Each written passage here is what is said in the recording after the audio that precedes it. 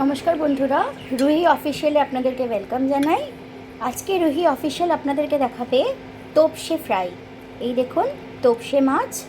আমি 8টা মতো তোপসে মাছ নিয়েছি। এর মধ্যে দিয়েছি বেসন, কর্নফ্লাওয়ার, চালগুড়ি, নুন, আদা রসুন বাটা, অল্প একটু ভিনিগার, গোলমরিচ। আপনারা চাইলে এটাকে লেবু দিয়েও করতে পারেন, একটু টক টক হবে। তাহলে চলুন বন্ধুরা, শুরু করা যাক তোপসে ফ্রাই। দেখতে থাকুন, সঙ্গে থাকুন। ফ্রাইং প্যানে তেল দিয়ে দিয়েছি, তেলটা গরম হয়ে গেছে। এবারে আমি একটা একটা করে মাছ তেলেতে ফ্রাই করে নেব। আপনারা এটাকে একটা ব্যাটার বানিয়েও করতে পারেন, ডাইরেক্টও করতে পারেন। তো আমি আর ব্যাটার বানালাম না, আমি একেবারে মশলা দিয়েই এটাকে ফ্রাই করে নেব।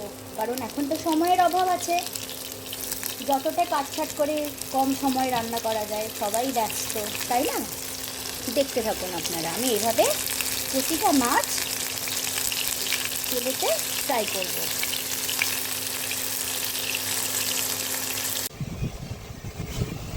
দেখুন বন্ধুরা, আমার তোপসেগুলো সব ফ্রাই হয়ে গেছে।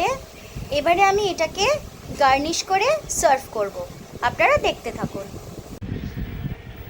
দেখুন বন্ধুরা, আমি তোপসে ফ্রাইটাকে গার্নিশ করেছি, শসার স্লাইস দিয়েছি, কুচো করে পেঁয়াজ। আপনারা চাইলে পেঁয়াজগুলোকে রিং করে দিতে পারেন, দেখতে ভালোই লাগে, কিন্তু আমার যেভাবে রেডি ছিল আমি সেভাবেই আপনাদের সাথে শেয়ার করলাম। টমেটো সস দিয়ে দিয়েছি। এটা কিন্তু ভীষণ ভালো একটা স্ন্যাক্স, ফ্রাইড রাইসের সাথেও ভালো লাগবে, ইভিনিং স্ন্যাক্সেও চা কফির সাথে ভালো লাগবে। আপনারা অবশ্যই চেষ্টা করবেন, আর আমাকে জানাবেন আপনাদের আরও কীরকম, আমার এই রান্নাগুলো কেমন লাগে, ভালো খারাপ সব কিছু নিয়েই আমাকে জানাবেন।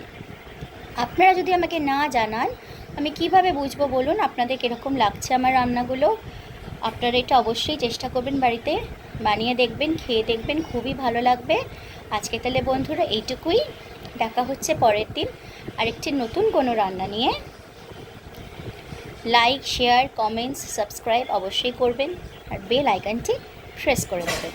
আজ তাহলে এইটুকুই বন্ধুরা, দেখা হচ্ছে পরের দিন আরেকটি নতুন রান্না নিয়ে। সবাই খুব ভালো থাকবেন, সুস্থ থাকবেন। নমস্কার।